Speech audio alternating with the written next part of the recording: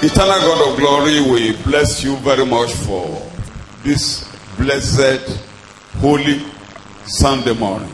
Ọlọ́run ayérayé àtúgbò yín ga fún ọjọ́ ìsinmi mímọ́ yìí. We, your creatures here, Àwa ẹ̀dá rẹ̀ wà níbí. are doing the little we can to adore your blessed holy name.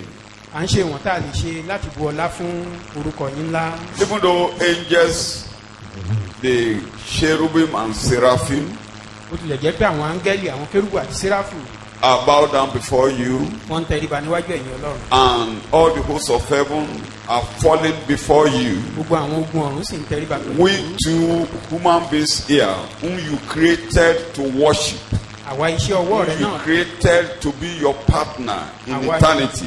Àwa iṣẹ́ ọwọ́ rẹ tó dá láti máa yìn ọ́ láti jẹ́. We too will bow down before you this morning. Àtẹríba níwájú yín We láàárọ̀. are saying you are good. A rí pé ẹ dára We are sí wa. saying you are great. À ń sọ wípé ẹ We are tóbi. saying you are wonderful. À ń sọ wípé We are ẹ jà wá saying lẹ́nu. you are faithful. À ń sọ wípé ẹ jólóòtọ́. We are saying you were, you are, and you will be forever. À ń sọ pé ẹ̀yin ni lánàá lónìí títí láéláé. You were, you are, and you will be forever. Pé ẹ ti wà ẹ sì wà ẹ wà títí Even though we láéláé. can't see you, Bó tilẹ̀ jẹ́ pé a rí yín. but the time is now when those who are called, those who know you, will worship you in spirit and in truth. Ṣùgbọ́n àkókò náà nìyí tí àwọn tó ń sìn yóò máa sìn nínú ẹ̀mí And àti you nínú count òtítọ́. us worthy to be part of those who are worshiping you in truth. Ẹ sì kà wá yẹ mọ́ àwọn tó ń sìn nínú òtítọ́ yìí. You dwell in worship. Ẹ̀ ń gbé nínú ìjọsìn. You dwell in praises. Nínú ìyìn lẹ̀ ń gbé. You dwell in your word. Nínú ọ̀rọ̀ yín lẹ̀ ń So gbé. as you go into the scripture this Bá a morning, ṣe ń lọ sínú ìwé mímọ́ láàárọ̀. manifest yourself to us. Ẹ tún fara nínú ọ̀rọ̀. Speak to us as individuals. Ẹ bá wa sọ̀rọ̀ gẹ́gẹ́ bí ẹnì kọ̀ọ̀kan. Comfort us. Ẹ tù wá lára. Encourage us. Heal the sick. Ẹ mú àwọn aláìní Deliver the lára ní. captive. Ẹ tú àwọn òdì sílẹ̀. Fill all of us with joy. Ẹ fi àwọn gbogbo wa. In Jesus' name we pray. Ní orúkọ Jésù. Complaining. Ṣíwọ́ àròyé. God knows all about you. Ọlọ́run mọ ohun gbogbo nípa rẹ̀. If you have any regret at all, that regret is over. Tó bá tilẹ̀ wá jẹ́ pé o ní àbámọ̀ kábàámọ̀, àbámọ̀ náà ti dohun If you àná. stop complaining Ṣíwọ́ àròyé. and you realize that God knows everything about you, Wàá sì wá jẹ́ kó yé ọ pé Ọlọ́run mọ ohun gbogbo you nípa will rẹ̀. never regret. O ò sì ní kábàámọ̀. You will never regret. O ò ní kábàámọ̀. You will never O ò regret. ní kábàámọ̀. We are serving a God that does not change. Ọlọ́run tí kò yí padà là ń sìn. He can't change because of Kò lè you. wá ti torí tìrẹ yí padà. There are, like I used to tell God in my own personal prayers, Bí mo ṣe máa ń bọ́ lọ́run sọ nínú God àdúrà has tèmi. dealt with different type of people like me. I am not the first of his kind in the world. Pé Ọlọ́run ti bá ìmọye àwọn onírúurú ènìyàn bíi tèmi, ó ti bá wọn lò pọ̀. Tèmi kọ́ ló máa jẹ́ àkọ́kọ́ nínú And ayé. my challenges are not the first type of challenge that Christ will meet or God will meet on earth. Ìpèníjà tèmi yìí kò sì ní jẹ́ àkọ́kọ́ tí Ọlọ́run á kojú nínú In ayé this yìí. very day, which is the 23rd day of August 2020, Lónìí tó jẹ́ ọjọ́ kẹtàlélógún oṣù there kẹjọ. are people with similar challenges like my own. Àìmọye ọ̀pọ̀lọpọ̀ ènìyàn tó jẹ́ pé irú ìpèníjà kan náà lájọ ńlá kọjá. Some cannot even pray.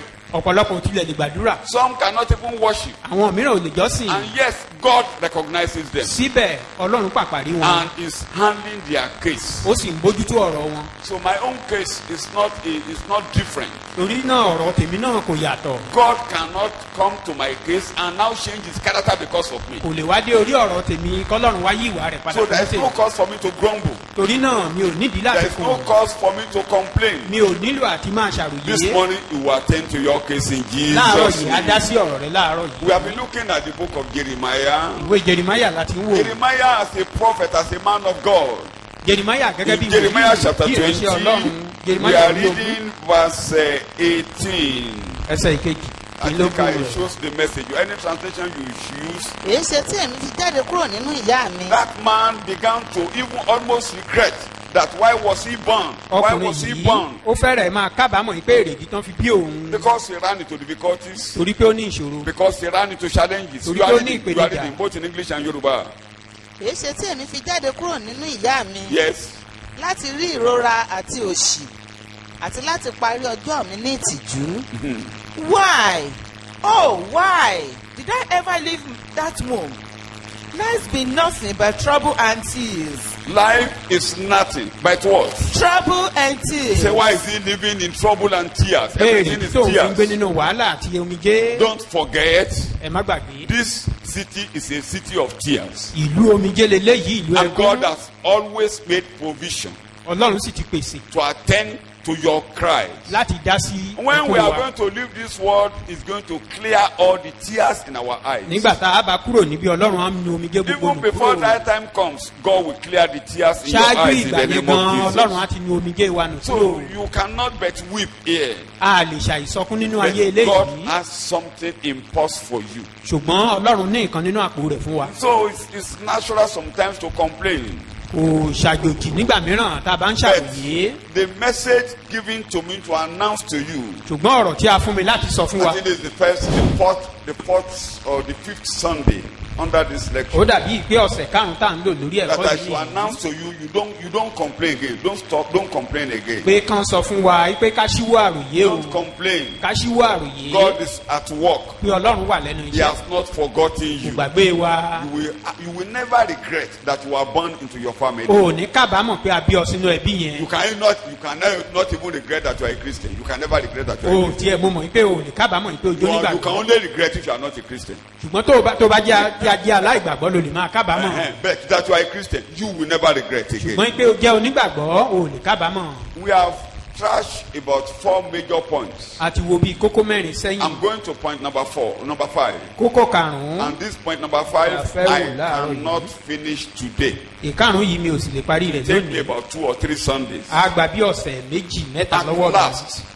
last, Nígbẹ̀yìngbẹ̀yìn you will sing to the Lord wàá kọrin sí Olúwa. and give all praises to Him. Wàá sì fi gbogbo ìyìn fún un Before I go to it, kí n tó lọ sínú rẹ̀. why I said we should stop complaining. Èrèdí wo ni mo ṣe ní kó o ṣíwọ́ àròyé? Point number 1. Kókó àkọ́kọ́. God has gone to the source of your trouble. Torí pé Ọlọ́run ti lọ sí orísun ìṣòro If wa. the source is solved, you have nothing to fear. Tí a bá ti yanjú orísun, tá a bá ti yanjú ìṣòro lórísun, a ní okòwò láti fòyà fún. Christ went to the source, Jésù ti lọ sí orísun rẹ̀. and that source has been solved once and for Ó all. sì ti yanjú ìṣòro orísun yẹn. And you will never regret in the name of Àní Jesus. kábàámọ̀ lórúkọ Jésù. Number 2, Ìkejì. wonderfully, Tìyanu the tìyanu. enemy, Ó ti dá sí ọ̀rọ̀ wa láti tẹ orí ọ̀tá ba. he has done that wonderfully Ó ti ṣe léyìí tìyanu by the tìyanu. power of the resurrection. Nípasẹ̀ And the enemy Agbára can no àjíǹde. longer prevail over your case. ọ̀tá kan ò wá lè borí ayé rẹ̀ The enemy mọ́. can no longer rule you. Ọ̀tá ò lè jẹ gàba lé ọ Enemy lórí can mọ́. no The only thing is to rest in the hand of the Lord. Commit your case to the Lord. Mo ní ohun kan tó o lè ṣe ni pé kó o fi ọ̀rọ̀ rẹ lé Ọlọ́run lọ́wọ́. Because your case is already settled in the presence of God in heaven. Torí pé a ti yanjú ọ̀rọ̀ rẹ lọ́run. Your case could have had no solution if Christ has not taken the blood to the altar. Ọ̀rọ̀ rẹ kì bá ti níyanjú tó bá jẹ́ pé Jésù Kristi ò gbé ẹbọ lọ sọ́run. If Christ has never gone to heaven, Tí ò bá tó bá jẹ́ pé Kristi ò lọ sí ọ̀run rárá. there could be no solution to your case. Ọ̀rọ̀ rẹ kì bá ti But níyanjú. to the glory of God, Ṣùgbọ́n fún ògo Ọlọ́run, Christ has been there. Jésù ti wà níbẹ̀. So you have nothing to fear. O ò ní ohunkóhun You láti have no bẹ̀rù. trouble. O ò ní ìyọnu. Point number 4, which I trashed last week, Kókó kẹrin tá a wò lọ́sẹ̀ tó is kọjá. the wonderful warrior is beside you. Balógun. The wonderful warrior, Akoni Eleru. Akọni ẹlẹ́rù ni The ó wà lẹ́gbẹ̀ẹ́ wonderful rẹ̀. warrior is beside you. Akọni ẹlẹ́rù ni wà lẹ́gbẹ̀ẹ́ rẹ̀. There could be wars. Ogun lè wà. There could be noise. Àrùwó lè wà. There could be roaring of the sea. Omi lè máa rú But sókè. you have a wonderful savior Ṣùgbọ́n a beside you. ní balógun akọni ẹlẹ́rù lẹ́gbẹ̀ẹ́ wa. The wonderful savior walking along with you. Ẹni tó ń bá wa rìn balógun ni. Stop complaining. Ṣíwọ́ The àròyé. wonderful savior is around you. Àyọ̀gbọ̀n knows yìí ó wà all. lẹ́gbẹ̀ẹ́ ọ̀dọ̀ He rẹ̀. knows all. Ó mọ ohun gbogbo. He has the key to all things. Ó ní kọ́kọ́rọ́ sí ohun gbogbo. This morning, like I said, Láàárọ̀ yìí gẹ́gẹ́ bí mo ṣe sọ. Jeremiah chapter 20 verse 13a. ìwé Jeremáyà orí At ogún last, abala that's my àkọ́kọ́ own ní ẹsẹ̀ language. kẹtàlá At last, you will nígbà ó sing ṣe to the Lord. Lékè gbogbo rẹ̀, lékè gbogbo rẹ̀, lékè gbogbo ìyà yìí, lékè gbogbo wàhálà yìí, lékè gbogbo ìṣòro yìí. at Ó last kọrin you yìí, will sing to Amen. the Lord. ó kọrin yìí, You will sing to the Lord. ó kọrin You yìí, will sing to the Amen. Lord. ó lẹ́nu ọpẹ́. We will Amen. give praises, all praises unto Jeremiah Him. chapter 20, Ìwé Jeremáyà orí verse ogún 13a. abala àkọ́kọ́ Ẹ ẹsẹ̀ kọrin sí kẹtàlá. Olúwa, Yes, ẹni Olúwa, yes. nítorí tí ó ti gba ọkàn tálákà kúrò lọ́wọ́ The àwọn man òṣè that búburú. was grumbling, the Ọkùnrin tó ń man kùn, that was complaining, tó ń ṣàròyé is yìí. now saying, let us give him the glory. Òun ló wá ń sọ pé ká kọrin You yìí sí too Olúwa. will give him the glory. Ìwọ náà wàá fi ògo fún The orúkọ same rẹ̀. man that was complaining and almost regretting that why did my mother give birth to me? This same man now saying it is now time to praise the Lord. Ọkùnrin kan náà tó fẹ́rẹ̀ máa kábàámọ̀ ìbéèrè tí bàbá àti It ìyá mi is fi good to bímọ òun praise náà ló the ní ká máa Lord. fi èyí fún orúkọ Olúwa yìí. Hallelujah.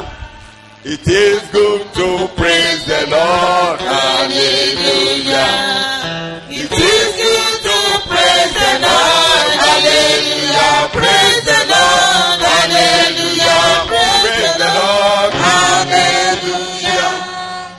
You will sing and praise the Lord in the name Wàá of kọrin ayé Olúwa. In the book of Isaiah chapter 42, Nínú ìwé Àìsáyà orí kejìlélógójì verse 10 to 12, ẹsẹ̀ ìkẹwàá Sing sí to the Lord a new song, you will sing a new song. and His praise from the end of the earth. I will tell you why you will sing a new song very soon.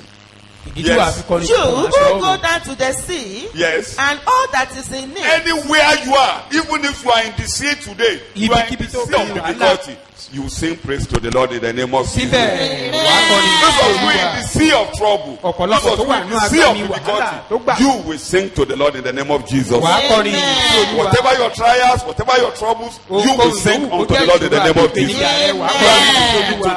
Read to verse 12. The islands and coastal regions And you and the can be in an inhabitants island, of you them. can be thrown into the island of Patmos, like Wọ́n lè jù ọ́ sí erékùṣù the man Patmos. of God was thrown into the island of Patmos. Gẹ́gẹ́ bí a ṣe fi ìránṣẹ́ At Ọlọ́run last, rẹ̀ síbẹ̀. John sang praises. ṣùgbọ́n lópin gbogbo will rẹ̀ sing praises. ó kọrin ìyìn ìwọ náà wàá kọrin ìyìn sí Olúwa nígbà ó ṣe. Sing a song such as never been heard in the earthly world. Yes, anywhere. When you sing, God will give you a song in the night. Ọlọ́run á fún ọ lórí lóru. The song which will be to the glory of God. Orin tá yí tá gbé ọ tá sì Let the ògbọ́n náà nínú wilderness- ayé rẹ. Let the wilderness and its cities lift up their You voices. can be in the desert where there is no water, O lè wà no nínú comfort, aṣálẹ̀ níbi tí ò no sómi comfort, tí ò sí nobody ìtura around you, tí ò sí nobody ẹnì to kankan encourage lẹ́gbẹ̀ẹ́ rẹ kò sẹ́nì you. kankan láti You ràn will lọ́wọ́ sing sókè. to the Lord in the name of Ṣùgbọ́n Jesus. síbẹ̀ wàá kọrin ìyìn sí Olúwa. He's stretching his hand to anywhere your trouble could be. I don't know your challenges. I don't want to Mi ò know. mọ ìpèníjà I don't want to know. tó ń bá But yí I'm asked to tell you, Ṣùgbọ́n wọ́n ní you kí n will sọ fún sing ọ. to the glory of God. pé wàá kọrin fún ìyìn Olúwa. This is not the end of your case. Kì í ṣe òpin ìrìn àjò This rẹ is not nìyí. the end of your case. Kì í ṣe òpin ìrìn àjò rẹ It's not the nìyí. time. Complaining will never help you.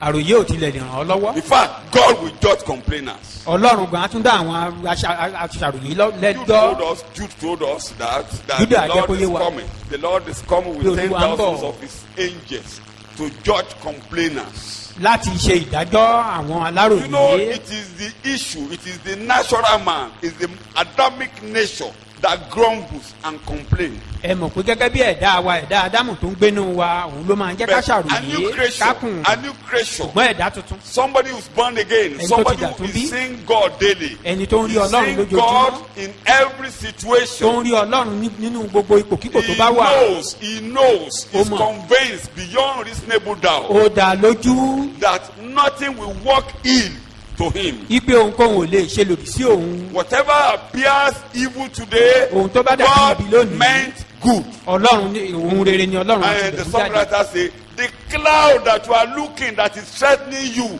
is full of God's blessing. Pé òfurufú tá à ń wò yìí tó yí wa ká yìí ìbùkún Ọlọ́run ló kún bẹ́ẹ̀. Tó ṣú òjò tó ṣú dẹ̀dẹ̀ tó ṣú dẹ̀dẹ̀ tó ṣú dẹ̀dẹ̀ tó dàbẹ́ ni pé ìbínú ń bínú ó ní ó kún fún ìbùkún Ọlọ́run. The cloud that sings as a wrath of God is full of the blessing of Mi ò God. ṣe kún tó àbí ìrora ó ti sọ tẹ́lẹ̀.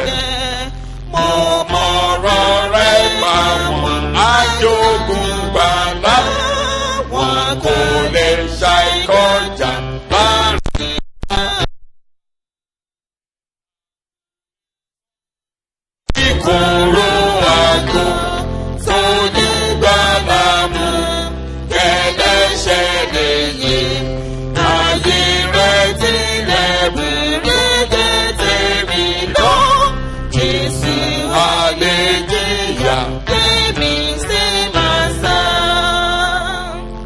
ó ní ọlọ́run ní olùtúmọ̀ ara rẹ̀. God will give meaning to himself or interpret himself. His own interpreter. He And he interpret will himself. reveal to you. A sì fi hàn fún wa. So you have not, like according to my mentor, one of my mentors, late Reverend R.W. Shamba. Orúkọ ẹnìtàn dá yìí pé ó jẹ́ ìkan nínú àwọn I táwọn love ń him wò so much. sáré. Not that I believe in all that he's doing, but I love him so much. Kì í ṣe pé mo gba gbogbo ohun tó ń sọ gbọ́ o ṣùgbọ́n mo fẹ́ràn rẹ̀. I've told you several times he has a trailer for evangelism. Mo ti sọ fún wa pé ó ní And ọkọ̀ at ńlá the tó back fi ń of ṣe that ìwàásù trailer, he ìrere. wrote it there. You have no trouble. Ó wá kọ sí ara ọkọ̀ ńlá yìí pé o ò ní ìṣòro Have faith in God.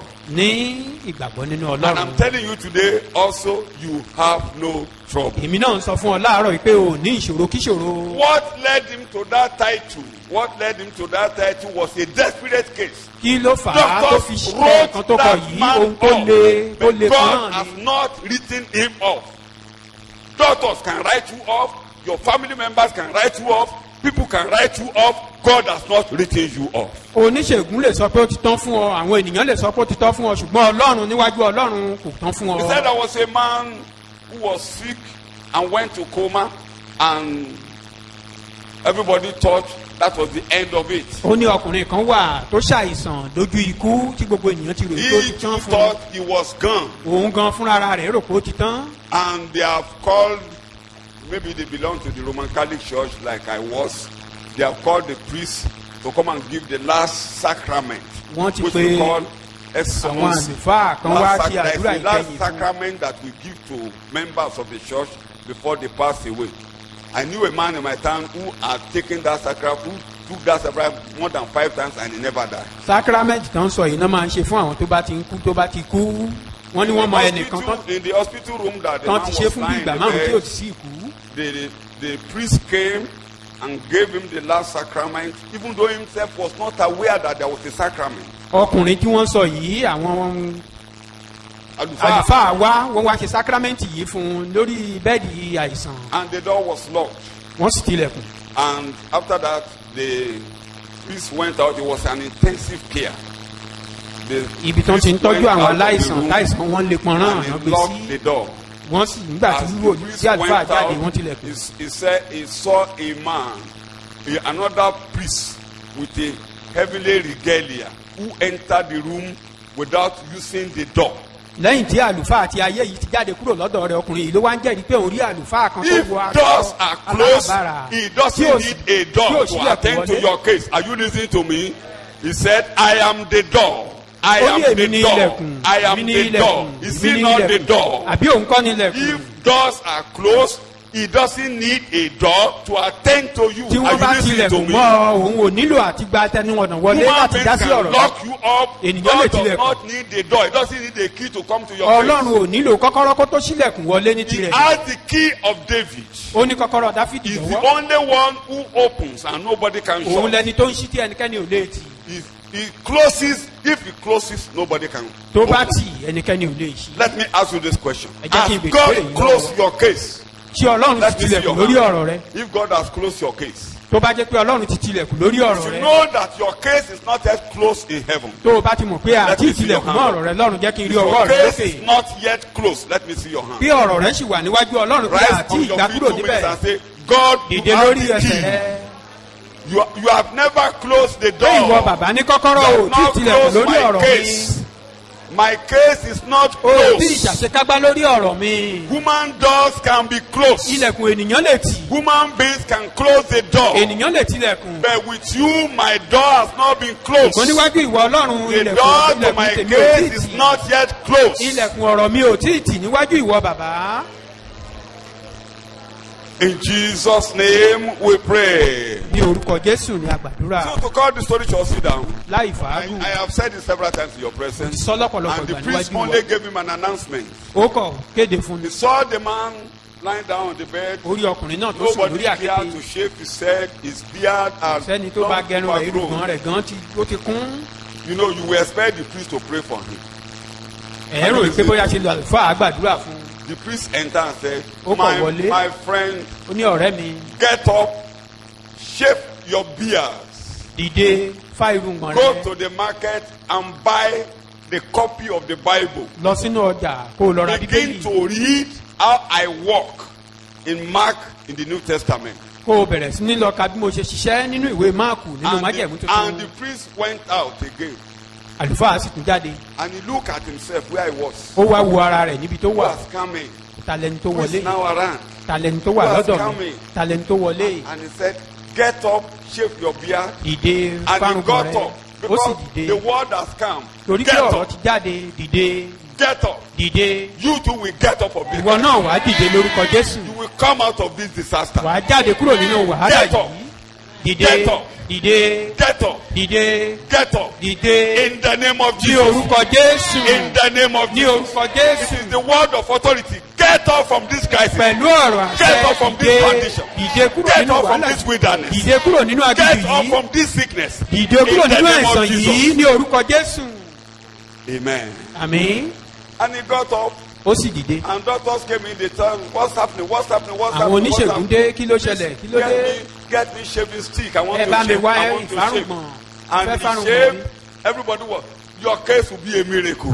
ọ̀rọ̀ rẹ̀ á di ìyanu Your case will be a miracle. ọ̀rọ̀ rẹ̀ á di ìyanu And the whole hospital halls was turned into joy. gbogbo ilé People will ìwòsàn kún rejoice fáyọ̀ with you. àwọn ènìyàn á bá ọ People will yọ̀ rejoice with àwọn you. ènìyàn á bá ọ yọ̀ Without missing words, he went out, bought a copy of the Bible. bẹ́ẹ̀ lọkùnrin yìí lọ ó ṣe gẹ́gẹ́ bí wọ́n ṣe sọ fún I'm un lọ sorry, bíbélì the announcement the priest gave to him first before he asked him to get on said, "You have no trouble." ohun ìkéde àkọ́kọ́ tí wọ́n kọ́kọ́ sọ fún un kó tó ní kó dìde ni pé ò ní ṣòro kí ṣòro Have no trouble. ò ní wàhálà kí wàhálà Have faith in God. ní ìgbàgbọ́ nínú Ọlọ́run Get up, dìde shave, fárùgbọ̀n rẹ buy the Bible, lọ ra bíbélì and that's all. Bye bye. Bye bye.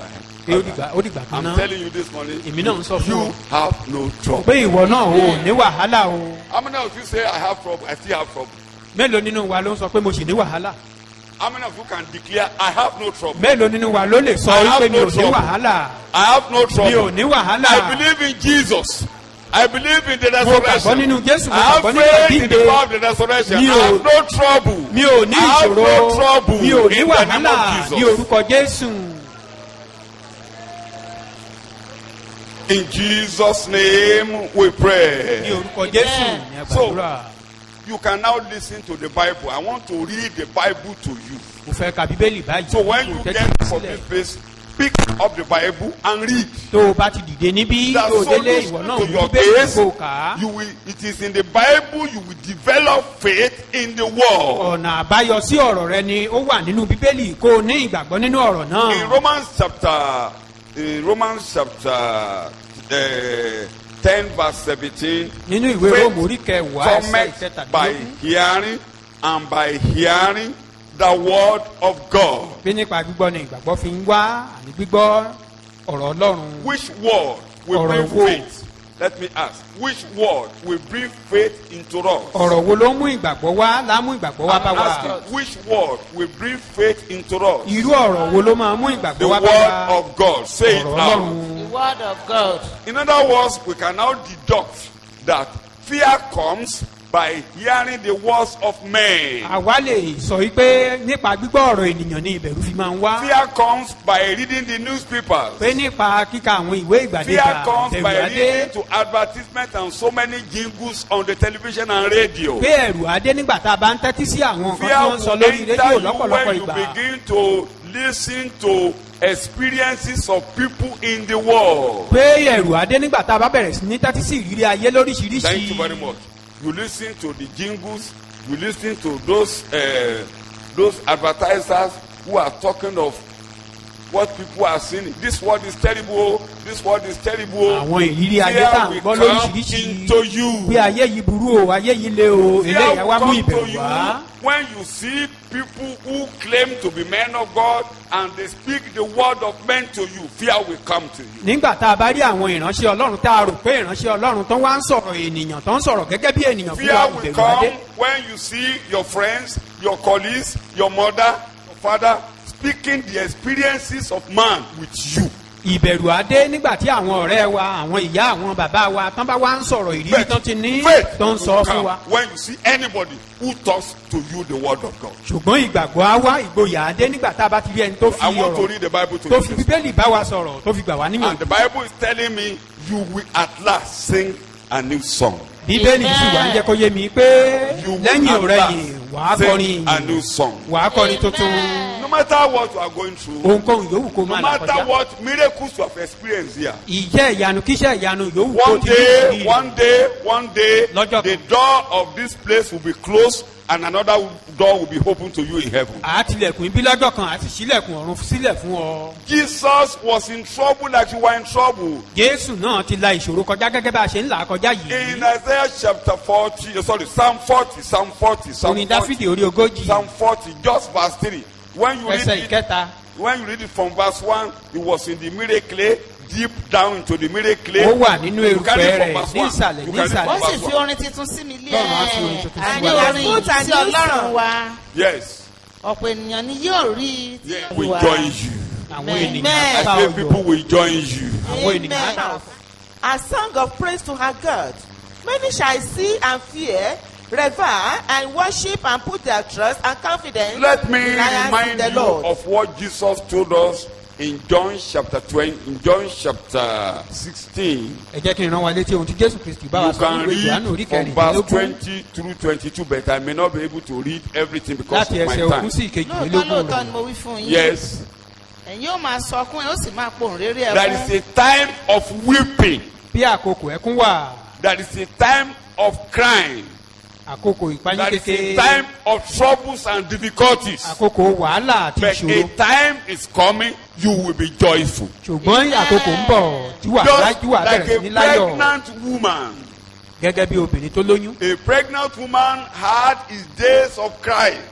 obìnrin tó lóyún náà òun náà ní ọjọ́ ẹkún From tirẹ̀. the day a woman becomes pregnant, she's having a foreign body in her body. láti ìgbà tí obìnrin ti lóyún ló ti gba àlejò sí ara You rẹ̀. remember when you have boil? Boil is a foreign body. tó o bá ní èèwọ̀ àlejò ni. If you happen to work in the farm and something just enter the pot, just a small thorn enter your body. bóyá tó o bá ń ṣiṣẹ́ nínú oko tí ẹ̀gún It's a kékeré kan foreign kọ̀ rọra body. gún ọ. It's a foreign body. I The do. moment there is meeting between a man and a woman and is now developing, it enters the body. It's a foreign body.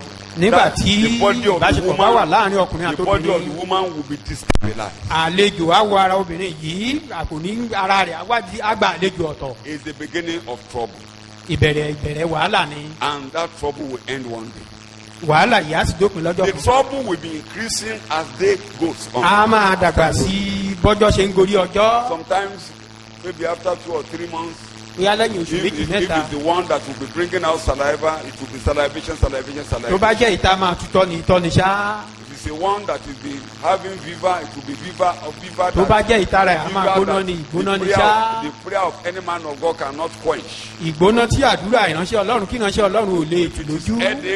Headache 24/7. tó bá jẹ́ 24/7. ẹ̀fọ́rí ni ẹ̀fọ́rí ni You will ṣá. pray, no solution to that headache. wàá gbàdúrà kò sọ́nà àbáyọ fún So ìfọ́rí for the yìí. first 3 months, it could be a time of crisis. fún oṣù After that mẹ́ta three- àkọ́kọ́ After ìyọnu that ni. 3 months, there could be a relief. I even know a woman. From the day she's pregnant till the day of delivery, she will be in the hospital. mo mọ obìnrin kan ní kété tó bá ti lóyún títí tá a fi bímọ ilé And she gave ìwòsàn ni. birth to about 4 or 6 children. bí ọmọ mẹ́rin àbí mẹ́fà lójú. Our first daughter today is a medical doctor. ọmọ rẹ̀ obìnrin All the àkọ́kọ́ time, day one. oníṣègùn ni. Day one, láti ìjọ tó bá ti lóyún báyìí she will be in UCH ilé ìwòsàn ni until she gets delivered. títí tí ó fi bímọ So the trouble will begin to go. a máa dàgbà sí It begins to go. a máa dàgbà By sí. the time you get to number 6 months, another trouble. Ìgbà When tó you get to ṣù- number tí ó- 7 months, another trouble. tí oṣù When kẹfà you now oṣù get to keje number 9 months, another trouble. ìyọnu mìíràn oṣù At the kẹsàn-án time mìíràn you are having 3 or 4 days to the time of delivery, the trouble will become greater. tó bá tiẹ̀ wá kù True or false? jẹ̀gẹ̀rẹ̀gẹ̀ kọ́mọ òun dé And wàhálà when ní á wá le. you are now trying to fall into labour, the trouble begin to aggravate. nígbà tó bá begin tiẹ̀ to wá fẹ́ wá aggravate. máa rọbí 5 minutes á to wá the máa time, le sí you are in trouble. ìṣẹ́jú Are márùn-ún you sí listening to me? wàhálà 2 yìí á máa minutes to the tóbi time sí is a time of bigger trouble. ìṣẹ́jú trouble méjì upon péré trouble. sí And á máa le sí. in the last 15 seconds, trouble will aggravate that we call you. If you know God, you will call God. If you ní don't see that, ìṣẹ́jú you will àyà tó not see that. kẹ́yìn You can abuse your abuse. It will be trouble. èébú la máa After tẹnu after ẹlòmíràn that jáde peak, after that peak, ṣùgbọ́n your joy lópin gbogbo comes. rẹ̀ ayọ̀ What am I àwa talking this tẹ̀lé morning? kí ni That's mò ń Jesus' jáde message. níbẹ̀. Your trouble could still be aggravating today. wàhálà rẹ̀ sì lè máa ga lónìí o You will get to a peak.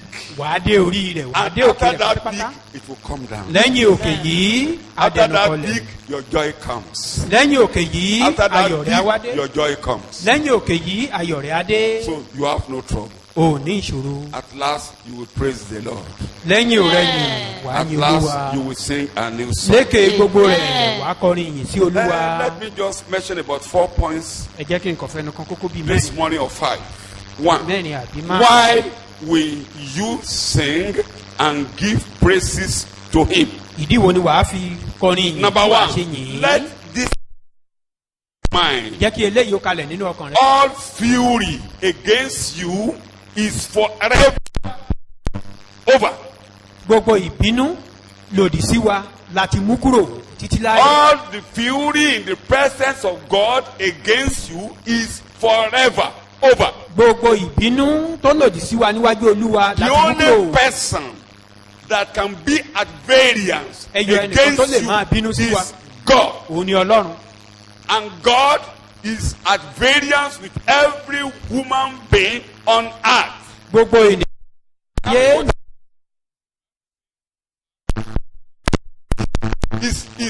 Is annoyed, is at wrath against every wicked. A wicked person is an unbeliever. inú A ọlọ́run wicked wúru sí person gbogbo is ènìyàn another búburú man. lójoojúmọ́. So it's the only one that can be at war against you. ẹyọ ẹnìkan tó lè máa bínú sí wa nìyí. And is at war against every human being on ó earth. sì ń bínú sí gbogbo èèyàn nínú ayé. But I'm announcing to you, ṣùgbọ́n mo wá ń kéde rẹ̀ báyìí. the moment you come to Christ ní today, kété tó o bá ti tọ ọlọ́run wá that lónìí. fury is over. ìbínú yẹn ti ré kọjá. Those of you that are born again, ẹ̀yin tẹ́ ẹ ti di àtúnbí. those of you that have listened to the message of the cross, ẹ̀yin tẹ́ ẹ ti gbọ́ ọ̀rọ̀ those of àgbélébùú. you that have surrendered that Jesus, you are my Lord. tẹ́ ẹ ti jọ̀wọ́ ara yín pé Those of olúwa you mo who di tìrẹ. identify with the cross, tẹ́ ẹ ti darapọ̀ mọ́ who àgbélébùú. identify with the agony of the cross, tẹ́ ẹ ti darapọ̀ mọ́ ìrora ibi where àgbélébùú. God put our curses on Christ, where our agonies were carried away. níbi tí ọlọ́run ti fi ẹ̀gún wa lẹ́jẹ̀sùn lórí tó ti ru ìrora wa Why lọ. God brought all his fury to the cross. níbi tí ọlọ́run ti gbé gbogbo ìbínú rẹ̀ All sí the àgbélébùú. fury was on the cross. gbogbo ìbínú rẹ̀ pátápátá. It ó was gbé so gbá sí ibi furious, God àgbélébùú. was so furious that he took away his eyes. inú rẹ̀ ru lọ́pọ̀lọpọ̀ débi pé ó gbé ojú rẹ̀ kúrò. That we prayed and God did not answer. pé a gbàdúrà pé ọlọ́run ò tẹ́tí sí. Christ, we were in Christ when he said, God, my God, why have you forsaken? torí pé a wà nínú kristi nígbà tó sọ pé ọlọ́run mi ọlọ́run And mi that ètò tó was fi the kọ̀ mí end. sílẹ̀. You will never be forsaken. òpin rẹ̀ náà sì nìyẹn àní òdìdí You ẹni will kọ̀ never be sílẹ̀ forsaken. àní kọ̀ ọ́ sílẹ̀ That was mọ́. the peak of God's fury. òpin ìbínú ibi tó ìbínú ọlọ́run ti ga jù And nìyẹn. it was the peak of darkness. òpin àbí ibi tó ga jù nínú agbára òkùnkùn sí Let me read the nìyí. Bible. ẹ jẹ́ káka ìwé mímọ́. Isaiah chapter 42. ìwé àṣàyà orí You kejìlélógójì can read verse 21 through 25. ẹsẹ̀ ìkọkànlélógún sí Isaiah- inú olúwa dùn gidigidi nítorí Karùndínlọ́gbọ̀n òdodo rẹ̀. rẹ̀. Ew, inú olúwa dùn gidigidi nítorí òdodo you are rẹ̀. reading. I'm going to 22. yóò gbé òfin ga yóò Yes. sì sọ ọ́ di ọlọ́lá. 22. ṣùgbọ́n ènìyàn tí a jà lólè tí a sì kó lé ẹrù ní èyí gbogbo wọn ni ó dẹkùn mú un nínú ihò a fi wọ́n pamọ́ nínú túbú Naka. a fi wọ́n fún ìkógun ẹnìkan kò sì gbà wọ́n a fi wọ́n fún ìkógun ẹnìkan kò sì wí pé mú un padà. Kò tí ì tán. 24. ta ni fi jákọ́bù fún ìkógun tí ó sì fi ísírẹ́lì fún olè olúwa ha kọ́ ẹni tí a ti dẹ́ṣẹ̀ sí nítorí wọn kò fẹ́ rìn dí ọ̀nà rẹ̀ bẹ́ẹ̀ ni wọn kò gbọ́ ti òfin rẹ̀ nítorí náà yóò ṣe da ìrunú ìbínú rẹ̀ sí i lórí Kí ni àti ló ṣe? agbára ogun Ó dáa, kí ni ló ṣe? ìrunú ìbínú rẹ̀ Sọ̀yìnbó rẹ̀, ta ló fi fún ogun? Ta ló fi fún olè? Ta ló fi fún ìyàjẹ? Ta ló gbéléwọ̀ wàhálà? Who handed Yíyá him ṣe over ọlọ́run àwọn ọmọ ogun kọ́. to Sọ̀yìnbó rẹ̀, to trouble, 24. to You are challenges. reading. Yes. Is it not God? But this is a people robbed and plundered. They are all of them snared in holes and hidden in houses of bondage. Everybody is in trouble. in holes Gbogbo everywhere, ènìyàn wà nínú living in wàhálà. holes, everybody Gbé is nínú ihò. groaning. Who put them in holes? Ta ló kó wọn sí sínú kòtò? ihò? Ta ló kó wọn Ta ló sínú gbé wọn kòtò? sínú wàhálà? Who put them into that Ìbéèrè trouble? nìyẹn. That's a Ìyá ṣe question. Ọlọ́run. Is it not Ìbéèrè God? nìkan. They have become a prey with no one to deliver them. Nobody can deliver you in your As trouble. Paul, Kò with sí ẹni no tó one lè to gbà say, wá. Nobody can save you there. restart them. Yes. This shows the condition that will ensue Yes. as Israel's punishment for not recognizing the servant of the You are Lord reading. and the day of his visit among them. Who is there among you who will give ear to this? Who will listen and hear in the time to come? Who gave up Jacob, the kingdom of Judah, for spoil, and the kingdom of Israel to the robbers? Was it not the Lord? It's the Lord. He against whom we of Judah have sinned, and in whose ways of Israel will not work. Because his wrath was on man. Neither were they obedient to his law It's or all right. his teaching.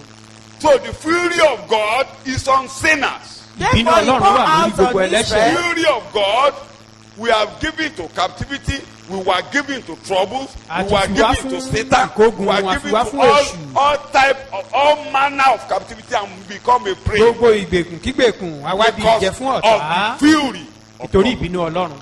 But I'm announcing to you. Ṣùgbọ́n mò ń kéde fún wa láàárọ̀ He yìí. announced and that announcement has been fulfilled.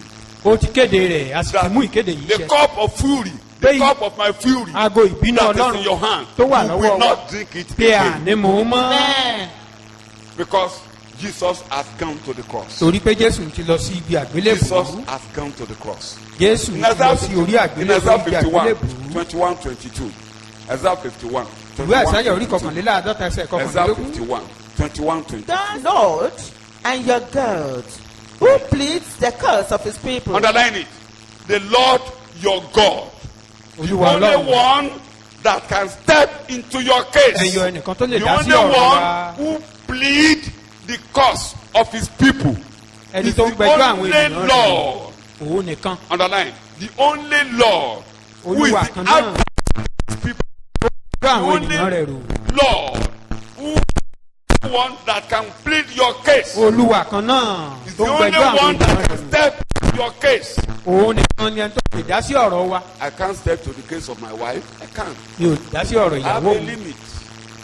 Mo I ní have a gbèdéke limit on my children. mo ní gbèdéke lórí ọ̀rọ̀ àwọn ọmọ mi I have a pàápàá. limit on anybody. Lórí ẹnikẹ́ni But the only Lord ẹyọ Olúwa kan. who will plead and has pleaded your case. Tá a gbẹjọ́ rẹ̀ rò tó sì ti gbẹjọ́ rẹ̀ rò. Who knows what you are? Tó mọ Who ẹni tó knows jẹ́. what you are going Tó through? mọ ohun tó ń là The kọjá. only Lord. Olúwa kan náà. What did that Lord say? What did he Kí say? lolúwa yìí wá ń sọ? You are reading. Behold, Yes. I have taken from your hand the cup of staggering and intoxication. Listen to me. Don't run. Behold, I will take from your hand. Is that the Bible? Pé màá gbà á kúrò lọ́wọ́ rẹ̀. Look at it. I will take the cup of my fury from your hand. Is that the Bible? No, Kíyèsí I have èmi ti taken. gba ago ìwárìrì I kúrò have lọ́wọ́ taken. Ṣé rẹ. màá gbà á? Ṣé bẹ́ẹ̀? Èmi yóò gba ago ìwárìrì. Ṣé nǹkan tá a kà jáde? Ṣé màá gbà á ló No. sọ? Èmi yóò gba ago ìwárìrì ní ọwọ́ rẹ. No, Kí ni I ọ̀rọ̀ will náà ń take wí? it. I Kíyèsí. have taken. Eo, I Kíyèsí. have taken. màá Èmi gbà ti gba lọ́la. ago ìwárìrì kúrò lọ́wọ́ Màá rẹ. gbà lónìí. I will take it tomorrow. Mo I will ti take gbà á. it today. He has taken Pass. taken it. Mo ti gbà á. I've taken it. Mo ti gbà á. I've taken it. Ò ní mú mọ́. You will no more drinking. Amen. Ò ní mú mọ́. You will no more drinking. Ọlọ́run á jẹ́ ìkà. God will be wicked. Tó bá gbé ìkorò fún Jésù mu. If Lẹ́yìn ìgbà tó bá ti wá sọ̀rọ̀ rẹ̀ pé Jesus ìkorò ló kù tó bitter, máa mú láyé. Ọlọ́run á jẹ́ ìkà. and after you coming to Christ and God for you to be drinking bitterness again, God will be a wicked person. Torí ohun tí Jésù lọ ṣe ó lọ bẹ̀bẹ̀. Pé má Jesus jẹ́ ká went mú ago ìkorò yìí to mọ́. plead on our Má case. jẹ́ káwọn èèyàn mi mú ago ìbínú yìí mọ́. Don't let Bí these ago people ìkorò fẹ́ mi drink mu. this cup of Jẹ́ wrath kí n jẹ́ anymore. ẹni ìkẹyìn. Give Nínú it to ènìyàn me. tó máa mú ago ìkorò. Let me be the last person Ó tó that will gé take ago this ìkorò yìí tó cup of wrath. Má jẹ́ ká mú mọ́. Gbé wá. They should not drink it again. Wọ́n Give it gbélé to lọ́wọ́. me. And it was given. ó ló parí. And he said, it is finished. ò ní mú mọ́. You will no more drink it. sọ fún ààrẹ mi ò ní mú mọ́. You Mi ò will drink ní it mú no more. mọ́. I will mi ò drink ní it mú no aago more. ìbínú ọlọ́run mọ́. I will drink no more the fury Jésù of ti mú God. mi ò mú mọ́. Jesus drank it. I will not ọlọ́run ò drink ní it again. kanú sí mi mọ́. God will no more be fury. Jésù ti ti ẹsẹ̀ bọ ọ̀rọ̀ ayé mi. Jesus has stepped into my case. Into my case. I will no more drink it. a ò ní fi mí fún olè mọ́. I will a not ní be gbé mi handed lọ over sínú to thieves. ìgbèkùn I will mọ́. not be taken captive mi ò ní anymore. dín ìjẹ fún àwọn ẹ̀mí èṣù. I will not be praying to agbára the òkùnkùn spirit. ní ìkan mú nínú ayé mi Evil mọ́. spirit will not have upper hand over my nítorí life bẹ́ẹ̀ again. wọ́n kọrin For this ìyìn. reason, I will Wọ́n sing kọrin praises. ọba. I will sing praises torí to the àtẹ̀gbà aago Lord. ìbínú ọlọ́run ò bá mi The jà kó cup of dojú wrath ìjà of kọ God mi has been mọ́. taken away from me. In Jesus' name we pray. Ní orúkọ Jésù ni àgbàdúrà. ọmọ ìyá ẹ̀ Relating to that. your captivity is over for good. Ìgbèkùn rẹ kọjá lọ fún rere. Your captivity is over. Ọjọ́ ìgbèkùn rẹ ó ti kọjá lọ fún rere. He took captivity captive. Ó Your kó captive. àwọn ìgbèkùn ní The ìgbèkùn. person that said you will not progress. Ẹni tó lò ní The tẹ̀síwájú. person that locked you in. Are you listening to me? Ẹni tó ti ọ̀ mọ́lé. Ẹni tó dè ọ́. The person that shot you Tó lò in, ní jù báyìí lọ that bind láyé. you, that will no more, that will not progress. Jésù gbé sí ìgbèkùn. Jesus took him Ó captive. tú wa sílẹ̀. He set us free. Pé ẹ̀yin ò ní wọnú ìgbèkùn That mọ́. we no more be bound. Ó sọ ẹni tó dè ọ́ ní ìgbèkùn. Ó sọ the prisoner of war. He took your captor as a prisoner. That's the meaning. He took captivity captive. Ó kó àwọn ẹni ìgbèkùn Ẹni ẹni tó tó kó wa ní yọ̀. ìgbèkùn ó ti wá kó nǹkan ní The ìgbèkùn person wáyé. rejoicing that I have finished your case. Ẹni tó ń yọ̀ wípé òun ti parí ọ̀rọ̀ wa We can't give out to a child. We have pé finished. kò lè bímọ àti parí This ọ̀rọ̀ one rẹ̀. will never marry. Eléyìí This ò ní one kò will ní fẹ́ remain kò like ní this. gbéyàwó This one kò ní will die lọ́kọ. in poverty. Eléyìí á ti This kú one nínú will die òṣì. in that sickness. Eléyìí á We kú have nínú finished àìsàn their yìí. case. A We ti have parí finished ọ̀rọ̀ their wọn. case. A You ti know there parí are ẹ̀. some people rejoicing that the case is finished. Ṣé ẹ mọ̀ pé àwọn kan máa ń yọ̀ wípé Are you àtìlójú listening to ọ̀rọ̀ me? rẹ̀. Eh? Ṣé ẹ ń gbọ́ mi? The only person that can finish your case is Christ. Ẹyọ ẹnìkan tó lè Like I was ṣàṣe saying tán in the lórí ọ̀rọ̀ rẹ morning, ni like I Jésù. was saying in the morning, Bí mo ṣe ń sọ láàárọ̀. Haman thought he has finished the case of Mordecai and the Jews. A máa ní ìrò yìí pé òun ti parí ọ̀rọ̀ Mordecai àti àwọn Júù. The decree that cannot be altered had been written. Òfin tá a lè yí padà àti kọ́ sílẹ̀. And the signet of King Ahasuerus had been placed on it. It was final. A sì ti fi òrùka ọba Sírùsì a ti fi sí i lára a ti fi ṣe ìdí rẹ̀. Underline my Tó túmọ̀ sí gẹ́gẹ́ bí Human day, ènìyàn final. kò sóhunkóhun tí ẹnikẹ́ni lè ṣe lórí rẹ̀. Is the law of Media and Persia Òfin which Media àti Persia ni. nobody can alter. Bí ẹnikẹ́ni ò lè yí No padà. human being cannot. Kò sí ènìyàn kan tó lè They yí padà. say God cannot alter it. Ṣé wọ́n sọ pé Ọlọ́run ò lè yí It's padà the ni? law of Media and Persia. Òfin Media àti So he Persia. went home and when he finished, when you go and read the Bible, he went home, wife and his friends, and they were drinking and they were Nígbà tó rejoicing. délé ló lọ ń ṣàjọyọ̀ And òun that àti is the ìyàwó end. àtàwọn ọmọ It is rẹ̀. now signed. Pé ó It ti is tán now òun ti finished. ṣàṣepé gbogbo But before rẹ̀. you know it, that very night it was altered. Ṣùgbọ́n ká tó mọ ohun tó ń This ṣẹlẹ̀ very lóru day, ọjọ́ náà kan la that yí padà. law against you is altered. Lónìí yìí gangan gbogbo òfin tó ń lòdì sí ayé rẹ̀ a yí wọn padà. Jesus has altered it. once Jésù and ti for yí all. padà lẹ́ẹ̀kan ṣoṣo. They will never rejoice over you. Wọn ní ṣàjọyọ̀ They lórí will ayé never rẹ̀ rejoice mọ́. over you. Amen. It Ọ̀tá ò could ní be ṣàjọyọ̀ human lórí ayé rẹ̀ laws. mọ́. It could be witches and wizards. Ó Let lè them jẹ́ write ènìyàn, it. ó lè jẹ́ They are ọ̀tá, ó lè already jẹ́ in àwọn àjẹ́. captivity. They will never prevail against you again. Wọ́n ti wà nínú ìgbèkùn wọn ní borí That's ayé why I rẹ̀ told mọ́. you, you have no trouble. Òun ni mo ṣe sọ pé ò ní ìṣòro pé ò ní You wàhálà have no trouble. ò ní yọnu. The only one that can write me off is the Lord. Ẹnìkan have tó not lè sọ pé ó written parí me lórí ọ̀rọ̀ mi ni Ọlọ́run kò And those who said sọ they pé ó have parí. finished it, he has altered it. He has altered it. Àwọn He tó has wá sọ over- pé ó parí ó I have ti yí a language. I padà. have a language. God gave me that language, and I've been using it in your presence very Mo ní èdè kan tí mo máa ń lò, mo sì see tún máa ń that sọ níwájú I'm wa. thinking that some people have already made Tí mo any bá ti rí law pé àwọn that kan ti cannot kóra be wọn jọ altered. pọ̀. I have a language. Let it be reversed. Mo máa ń sọ pé Let ó it máa be padà reversed. sẹ́yìn. Let it be Ó máa reversed. padà sẹ́yìn. Any law against you, it has been reversed. Gbogbo òfin kófin tó lòdì sí ọ á ti yí padà. Tó o bá lálàá ẹ̀. If you have the Bàbá ni dream, wọ́n ti kọ́, wọ́n ti ṣe parí. Maybe it has been written, sọ pé they finish it about it. has been reverse. Continue confessing it that a ti yí padà. Lo èdè àwọn ọmọ mi. Use the language of Kò the ní children. wáyé mọ́. It will never come to the light of the day. Kò ní wáyé mọ́. lórí ẹ̀jẹ̀ mi kò ní wáyé mọ́. Àti lónìí yẹn, ọjọ́ rere mi ló dé. Sátánì máa lẹ̀ mọ́ mi mọ́. Ariwo lásán ló ń pa kiri. Mo fọwọ́ sọ̀yà nínú Jésù. Ẹni tó gbé ọjọ́ búburú lọ. Nípa ẹ̀jẹ̀ máa jẹ̀ mú. Ó pariwo wípé ọjọ́ búburú ti lọ láyé mi. We are not saying they should not write laws. Àní sọ But pé kọ́ before máa they kúrò àjọ write, o. the law is already reversed. Ṣùgbọ́n kan tilẹ̀ tó kọ́ Already láti yí reversed. òfin òun gan padà.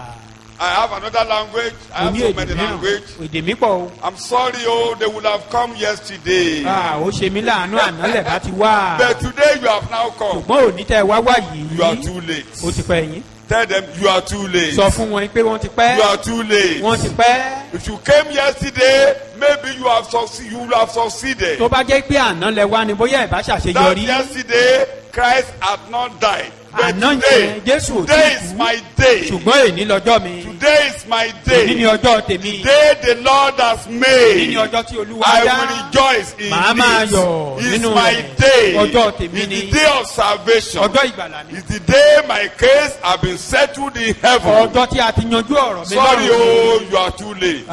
Mo tọrọ gáfárà Sorry, ní pé o ti oh, pẹ́ you are yín. too late. Ẹ ti pẹ́ jù. You are too Ẹ late. ti pẹ́ jù. You are too Ẹ late. ti pẹ́ jù. You are too late. Ẹ ti pẹ́ jù. And your enterprise will never come to pass. Gbogbo ìdáwọ́lé yín ò ní wá sí ìmúṣẹ. Mo tún léde ọjà máa ti tú. I have another Kí ni a máa language. ń lẹ́nu The ọ̀lẹ́yìn market. ọjọ́ yẹn gbogbo òfò lẹ́yìn ọjà.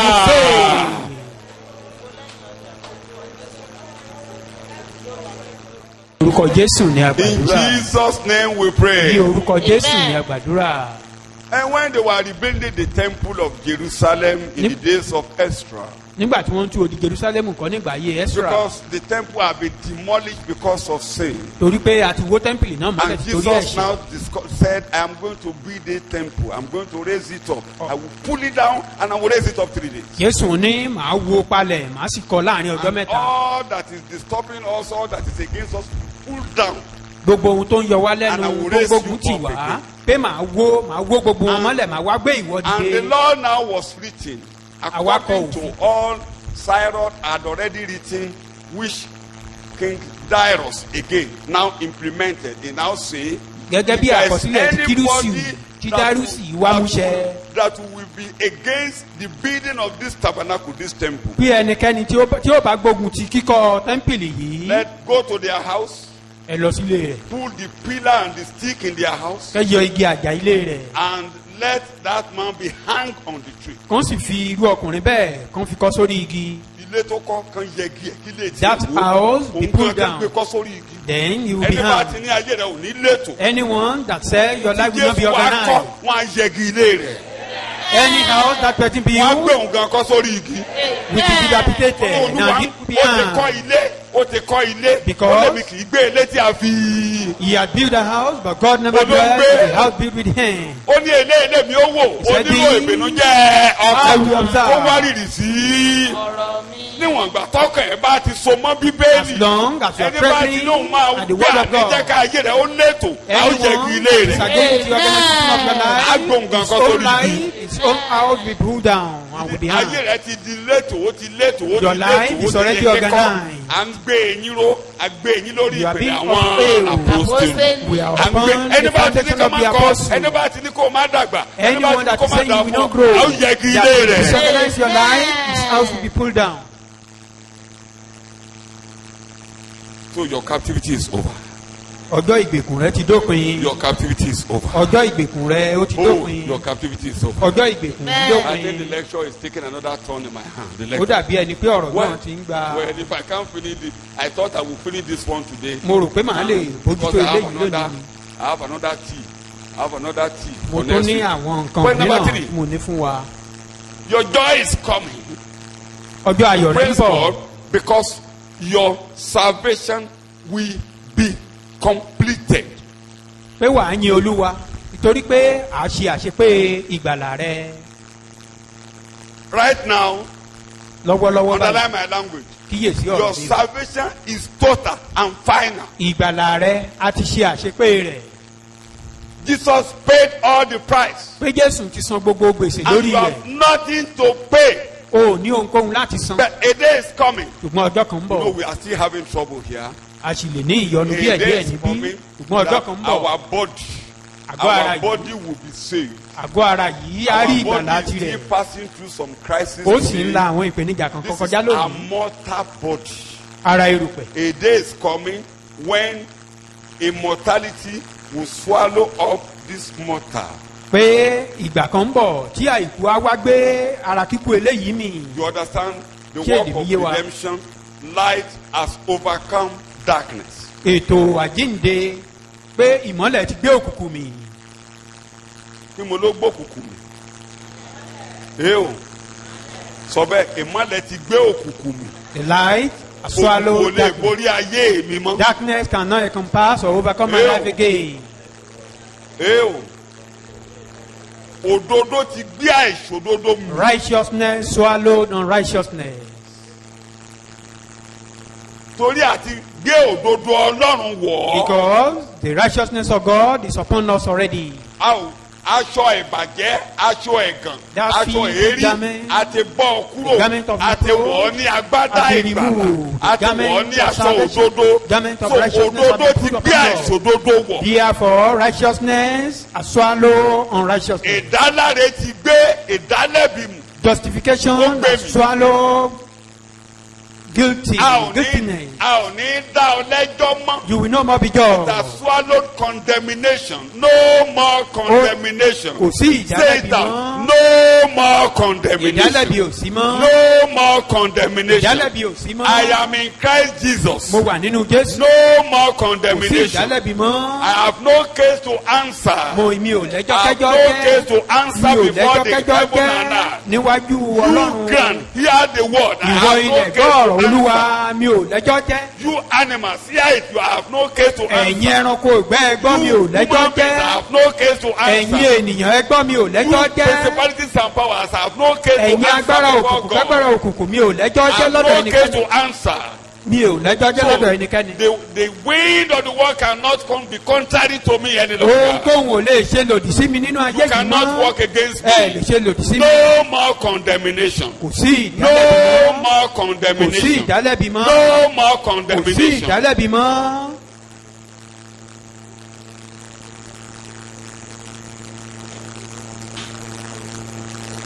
In Jesus' name we pray.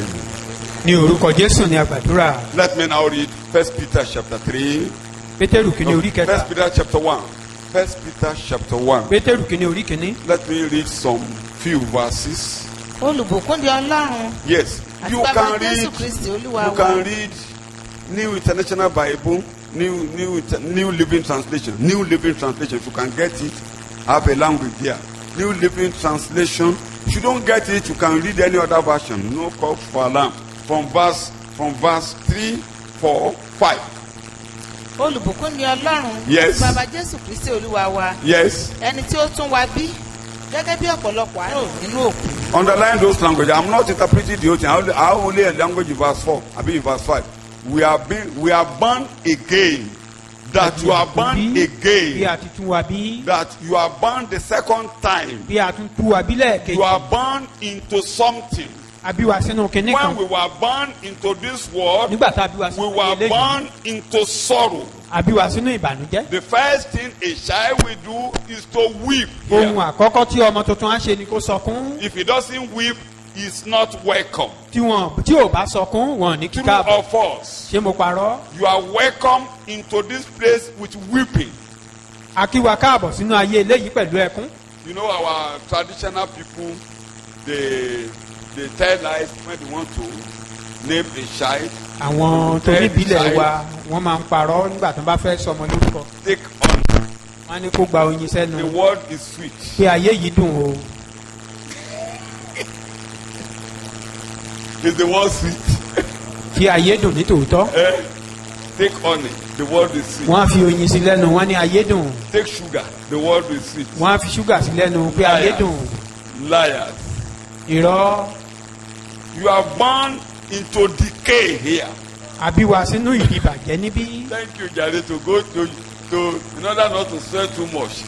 No, to use the language of Job, that man is born into trouble. And the trouble will begin to rise up from the ground as you go on. The trouble will be. pé inú ilẹ̀ náà ló ti máa ń dìde a máa tàbí ìta iná máa tàbí ìpẹ́pẹ́ iná. That's trouble. wàhálà nìyẹn. But you are born again into an inheritance. ṣùgbọ́n àti wá bí wa àti wá bí sínú ogún. You are changing here. It is true, God has made all of us to be younger in Christ.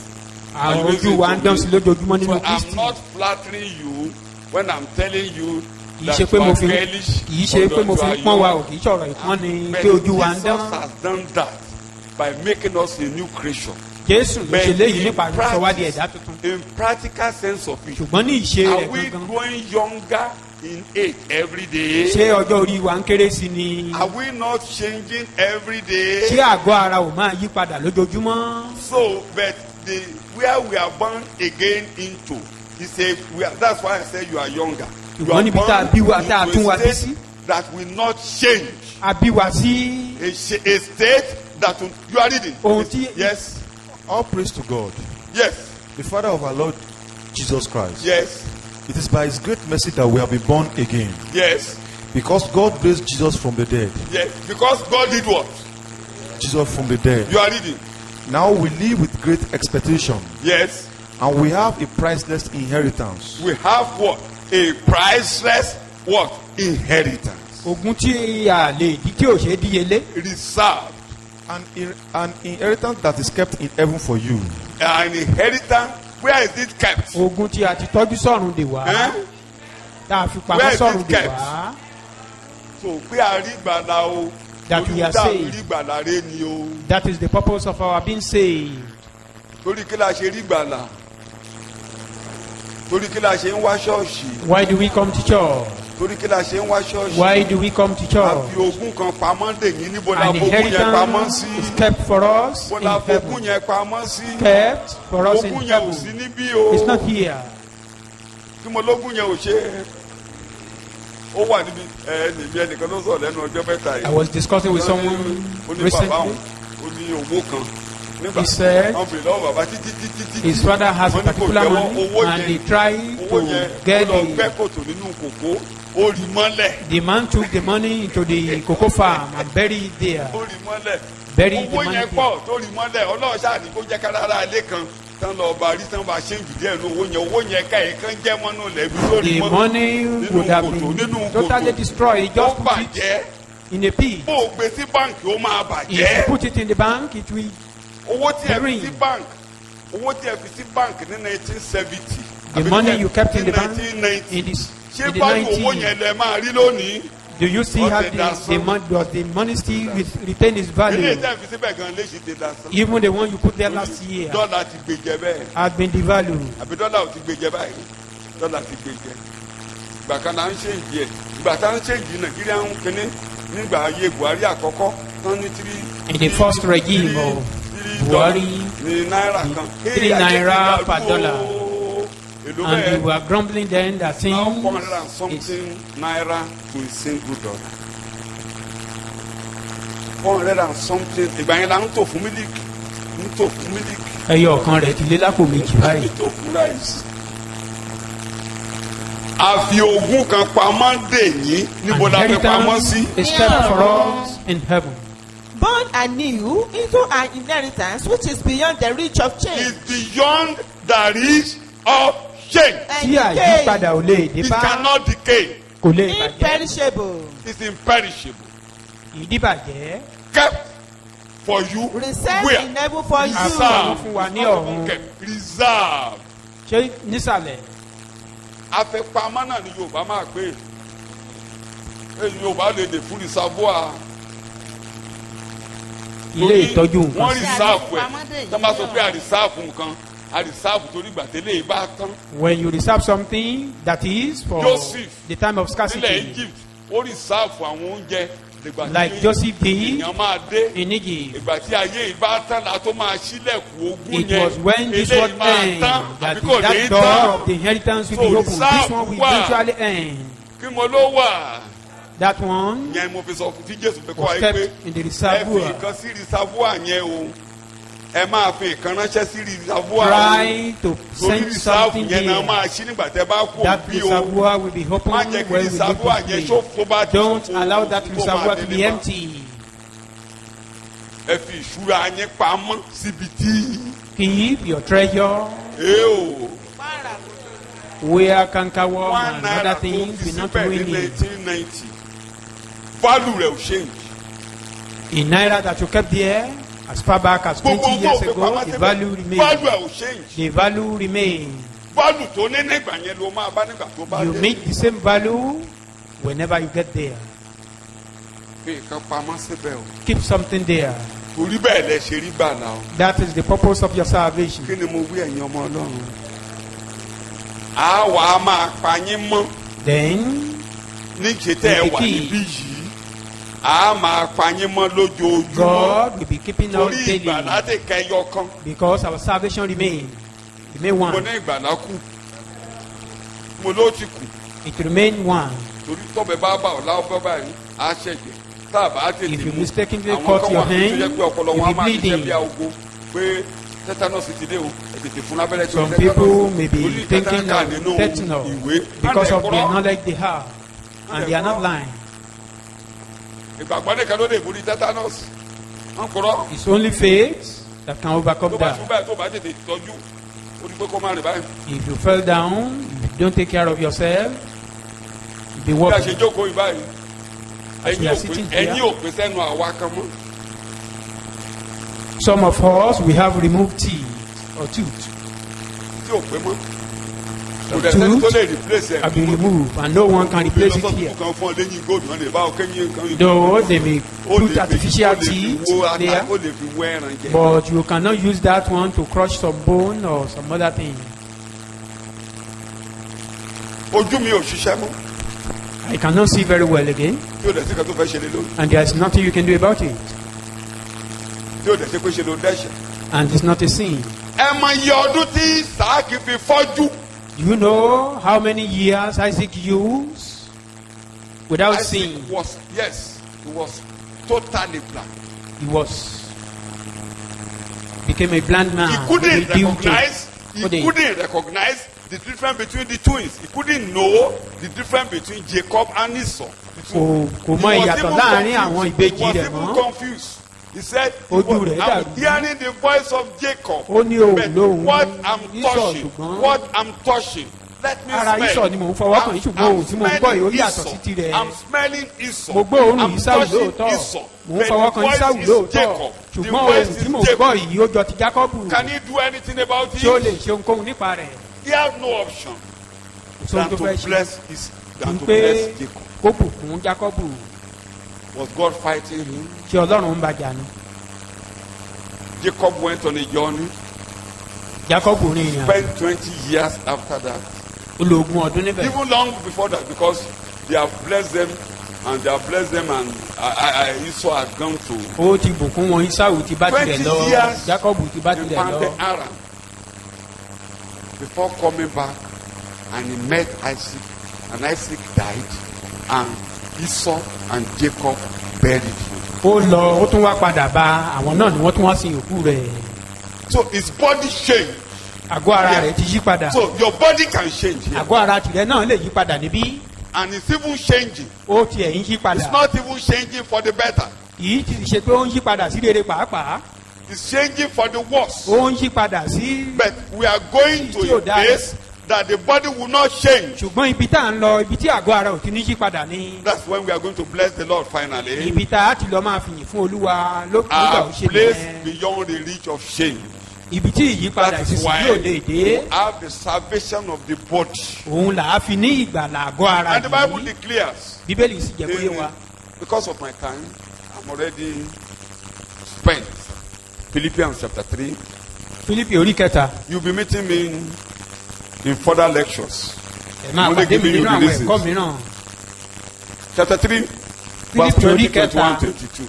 ẹsẹ̀ ìkọkànlélógún Quickly. sí kẹta. Who will transform and fashion anew the body of our humiliation to conform to This body will be transformed Ayé àgọ́ ara eléyìí to padà. be like his own body. Á dàbí ara tirẹ̀. This body will be transformed. Àgọ́ ara eléyìí á gba ìyípadà. That day will be another day of praises. Lọ́jọ́ náà á jẹ́ ọjọ́ So mìíràn what am I ọjọ́ announcing to you òkú this morning? ọjọ́ ìyìn. You have no trouble. Kí ni ohun tí mò ń sọ láàárọ̀ yìí ni pé You o will ò ní sing wàhálà. and praise the Lord. Wàá kọrin ìyìn sí What do I Olúwa. say? You will sing and praise Wàá the Lord. kọrin wàá sì yin Olúwa. God's fury over you is over. Ìbínú Ọlọ́run lórí ayé wa ó ti ré kọjá. Your captivity is over. Ọjọ́ ìgbèkùn rẹ ti Your kọjá. salvation is final. Ìgbàlá wa àṣepé la ṣe é. The day when your body will be transformed to be like Christ is at hand. Is Ọjọ́ coming. tí a ó pa wá lára dà tí a dàbí Kristi It's coming. ó wà The day is nítòsí. at hand. Ó dé tán. Finally, I will start from there next week. Finally, new things will come upon you in the name of Jesus. Lákòótán gbogbo rẹ̀ Amen. ohun ọ̀tún á bẹ̀rẹ̀ sí ní ṣẹlẹ̀ sí ẹnìkọ̀ọ̀kan wa. Isaiah 42 verse 9. Let me stop there. And you meet me. I will stop there. I continue there next week by the grace of God. Isaiah 42 verse 9. Ìwé Àìsáyà orí kejìlélógójì ẹsẹ̀ Yes. kẹsàn-án. nǹkan ìṣáájú ṣẹ Bẹ́ẹ̀ni. nǹkan tuntun ni èmi sì ń sọ You know, kí wọ́n tó hù he was mo telling mú yín gbọ́ wọn. he was telling the Israelites, Ó ń sọ I've fún àwọn spoken Ísírẹ́lì. to you sometimes ago Mo ti bá yín sọ̀rọ̀ when nígbà you were kan rí. in Egypt. Nígbà tí wọ́n wà nílẹ̀ Before yìí. you went to Egypt, Kẹ́ tó I lọ sí told your Íjíbítì. father that you Mo sọ will fún go àwọn to bàbá yín Egypt. pé ẹ lọ Did it sílẹ̀ come to Íjíbítì pass? tí ó wá sí ìmúṣẹ. Did it? Tí ó wá sí ìmúṣẹ. I said they will be taken out of Egypt. Did it come to pass? Mo ní àkó wọn padà kúrò nílẹ̀ Now you Íjíbítì are tí ó not in ṣẹ. the captivity. I am going to bring you out and do a new thing. Nísinsìnyí tẹ́ ẹ wà ní ilẹ̀ gbèsè máa tún kó yín kúrò níbí ẹ̀ ṣe ohun I want ọ̀tún. to stop. How many of you can remember one thing God has spoken to you and has come to pass? Mélòó One nínú wa ló lè rántí pé Ọlọ́run bá wa sọ nǹkan kan tó sì ti wá sí ìmúṣẹ rí? that the word of God has spoken this to you. Pé Ọlọ́run has bá come wa to sọ pass. nǹkan kan rí tó sì ti ṣẹ mọ́ wa lára. God has not fulfilled. Has God fulfilled anything in your life? Ọlọ́run ò tí ì ṣe nǹkan kan fún ọ rí náwó rẹ̀ sókè. Pé Ọlọ́run ti mú ìlérí ṣẹ lórí ayé rẹ. Pàápàá bí ẹ ti ẹ̀rántí kankan, ẹ̀rántí ìlérí ìgbà. If you don't Ìlérí kí ni can't mo pè é? remember any, at Ó least you ṣe remember that àbí of kò ṣe? salvation. Ṣé ẹ rí gbàlà bẹ́ẹ̀ rí gbàlà? You were saved. Inú ìgbàlà yẹn, In that salvation, a ti wọ̀ ọ́ sàn rí you àbí bẹ́ẹ̀ believe. kọ́. Ẹ̀gún ilé yín ò bá ọjà mọ́ Because àbí bẹ́ẹ̀ in your kọ́. family, O lè it's no rántí more àwọn upon you. ọ̀rọ̀ kan tọ́lọ́run sọ tó You ṣe could nínú remember some ayé rẹ. things God has professed upon you that have Ìṣáájú come to ṣẹ. pass. That Ohun tuntun is, yóò tún ṣẹ. the former came to pass, therefore new À á thing jáde kó òun will come ara to yìí. pass. We move out of this À á débi ìsinmi body. lọ́jọ́ kan. We get to the place of rest À á one débi day. ìsinmi lọ́jọ́ kan. We get to a place of À á rest kó one òun day. ìnira ayé We yìí. move out of this À á débi ayọ̀ lọ́jọ́ turmoil kan. and troubles Tóun of là this world. kọjá yìí tí kan We bá get to ṣẹ the place of eléyìí tó joy. tún bọ̀ yóò tún ṣẹ. If the former come to pass, then Wàhálà the ilé náà tó forthcoming máa one dópin. will come to Amen. pass. Olúwa ló ṣe yẹn Come yóò to tún an ṣe end. léyìí. God that did that Lórí one, we ẹsẹ̀ do rẹ this lọ dúpẹ́ bẹ́ẹ̀ again. lọ́wọ́ Ọlọ́run. Let's rise up So, and thank God. Mo máa yan Ọlọ́run lógo. I will praise And people God. will praise God with me. Àwọn ènìyàn á sì bá mi yin Rise Olúwa. on your feet and give him the Ẹ jẹ́ ká glory. dìde ká fi ògo àti ìyìn fún orúkọ rẹ̀.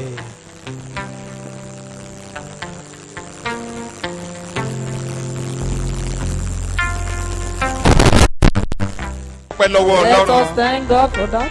Pé a ní ìdí tá a fi máa yin You Ọlọ́run tá a máa have a kọrin cause ayọ̀ to sí. praise the Lord. Tá a máa kọrin ìyìn sí. And we will be singing a praise song to Him. Jésù Kristi Olúwa wa. Christ our Lord. Olúwa Ọlọ́run wa mà Our dúpẹ́ lọ́wọ́ Father, we yín. thank you. A gbé orúkọ yín We ga exalt your name fún ètò yín fún ayé for wa. your plan in our life. Tẹ́ ẹ ti ṣe láti ayébáyé. As you have been doing.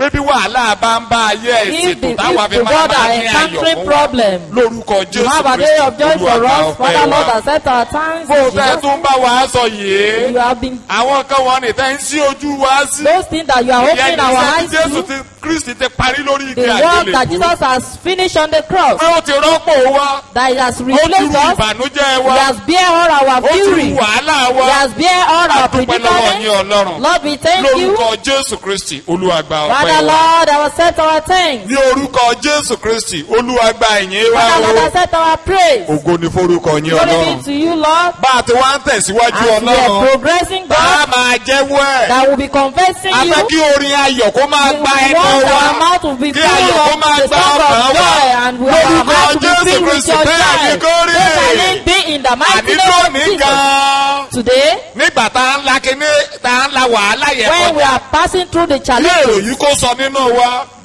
a new thought, Wípé fún wọn ìgbà díẹ̀ ni wàhálà yẹ. that problem is for a Bọ́sẹ̀ few bá wa sọ yẹ pé time. páláboyún bá lóyún pósù mẹ́sàn-án péré náà ni. That is just 9 Bó months. tilẹ̀ jẹ́ pé oṣù mẹ́sàn-án yẹn lè kún fún ọjọ́ wàhálà. That 9 months is a time of Ṣùgbọ́n ní trouble. kété tó bá bí ọmọ báyìí á Immediately gbàgbé she wàhálà. delivered the baby. She Lórúkọ forgot the Jésù. problem. Ẹ mú wa gbàgbé wàhálà wa. Make us forget all our Bẹ́ẹ̀ ni problems. kó rí So Ọlọ́run. shall it be. Ògo ni fún orúkọ Glory Jésù. be to God. Jésù Kristi. Jesus Olúwa Christ, wa. our Lord. Orúkọ Jésù Olúwa tó bá wa bùkún wa. Father, bless him. Ní orúkọ Jésù Olúwa tó bá wa bùkún wa. Father, bless him. Adúgbò kẹ bá wa tú agbára We wa want you ṣe. to strengthen Kẹ tún fún wọn lọ sí him. ibi gíga Ọlọ́run. We want you to Lórúkọ lead Jésù him Kristi unto the bẹ́ẹ̀ higher ni place. kó rí. So shall it be. Lórúkọ Jésù kò ní rẹ̀ We will wọ́n. not be weary. Lórúkọ Jésù àárẹ̀ ò ní mú We will wọn. not be weary. Kò ní forúkọ ní Glory be to Ọlọ́run. God. Jésù Kristi Jesus Olúwa Christ, wa. our Lord. Amen. Bẹ́ẹ̀ ti Ọlọ́run. The love of God Ìdàpọ̀ ti ẹ̀mí and the mímọ́. fellowship of the Ó Holy máa bá Spirit ẹnìkọ̀ọ̀kan wa lọ. should go along di with ọwọ́ us. She ẹnìkọ̀ọ̀kan will wa. hold every one of Láti us ìsinsìnyí àti from títí now and láéláé. forevermore. Amen. Amen. Praise the Lord. Hallelujah. Praise